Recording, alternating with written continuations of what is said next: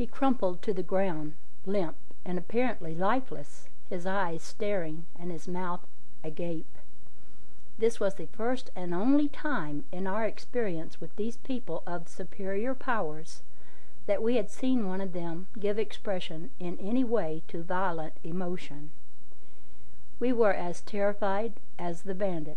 The vibrations hit us just as distinctly as the force of a tremendous explosion, accompanied by an electric shock that not only paralyzed speech, but our muscles as well.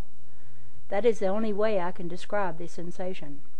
Coming from that slight and unassuming fragile form, do you wonder that those vibrations paralyzed us into inaction?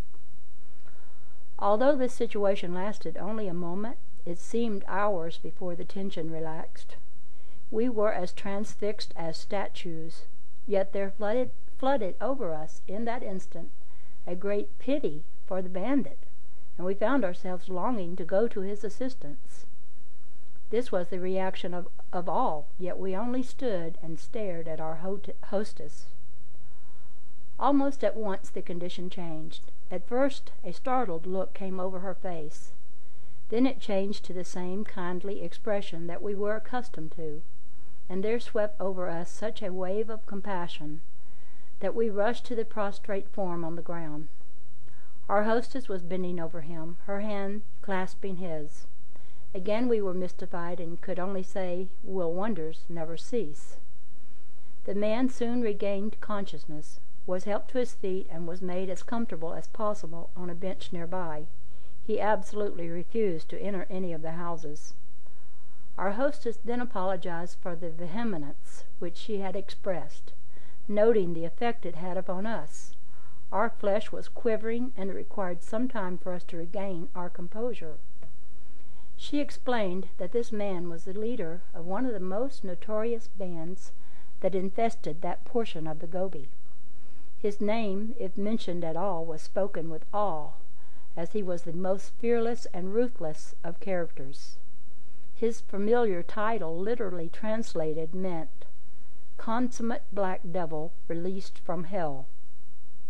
His features, portrayed en masse, were kept in many villages and worn by those participating in the ritual of driving the evil spirit from the village and its inhabitants. Our hostess had contacted this man on 2 former occasions when attempted raids had failed, and each time he had evidenced the deepest hatred for her and our friends in general, going out of his way to harass them and sending violent messages from time to time, which they ignored completely. His sudden appearance alone had brought the past indignities so forcibly before her that she, for a time being, had lost control of her emotions. Having fully regained her composure, she walked over to the man.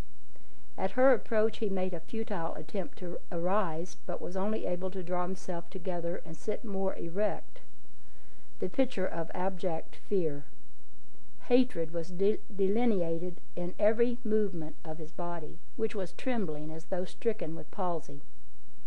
Our hostess, now cool and collected, with no trace of fear or emotion, her face, features, and body as wonderfully cut as the most delicate cameo, presented an amazing contrast.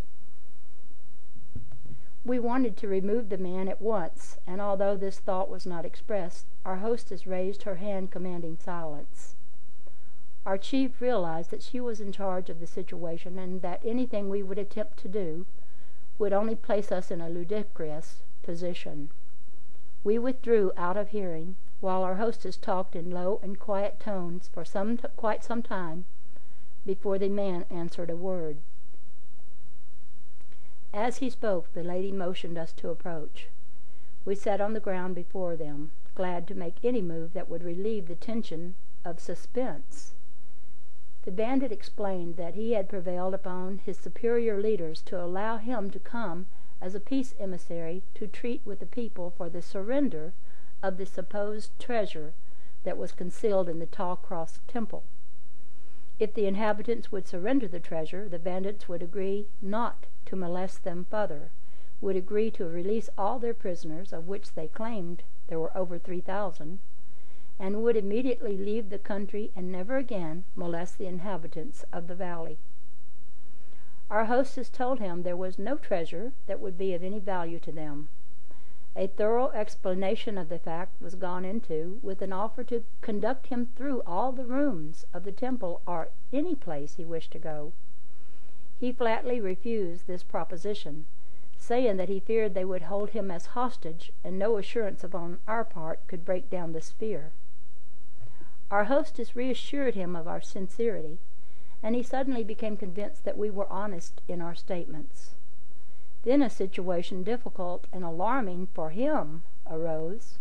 He told us that he was the instigator of this plot, and had fired the imaginations of the other bandits with his zeal for possessing the treasure that he had painted a lurid picture of, the fabulous wealth that would be theirs should he succeed.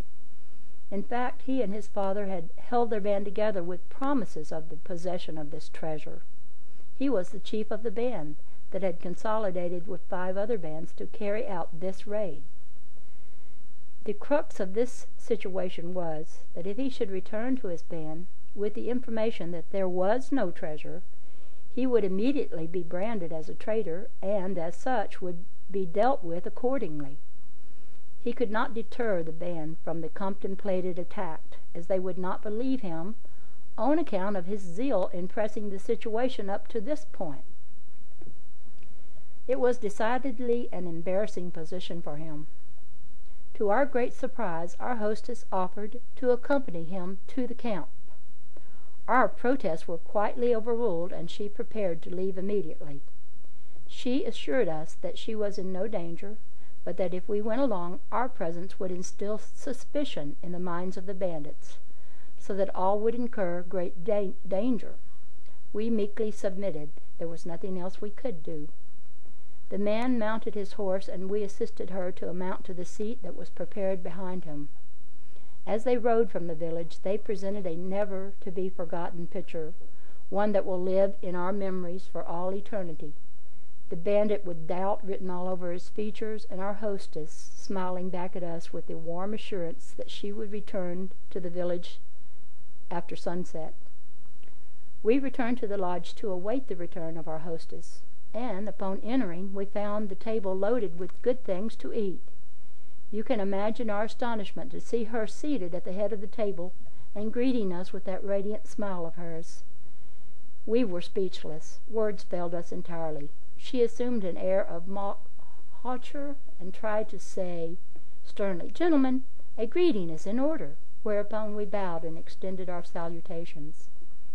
Then she continued, "I failed utterly to convince them, but they did agree to give me an answer within the next 3 days.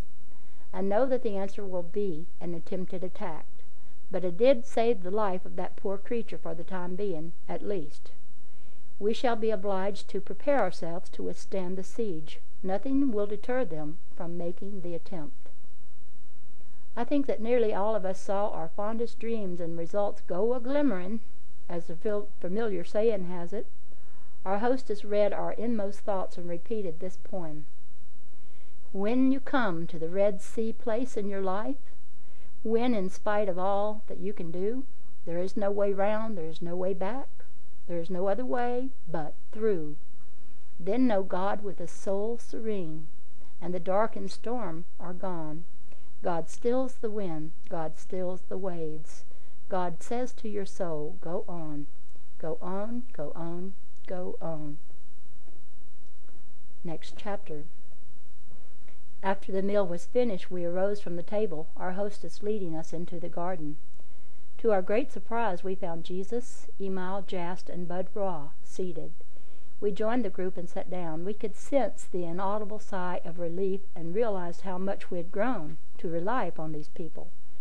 It was as though we had fastened ourselves to them with bands of steel. Somehow I saw that this we must not do. It was necessary for us to play our definite part in this great scheme of life, in order that we might not become mere puppets. We must stand wholly upon our own feet and rely wholly upon ourselves, or they would be obliged to sever the band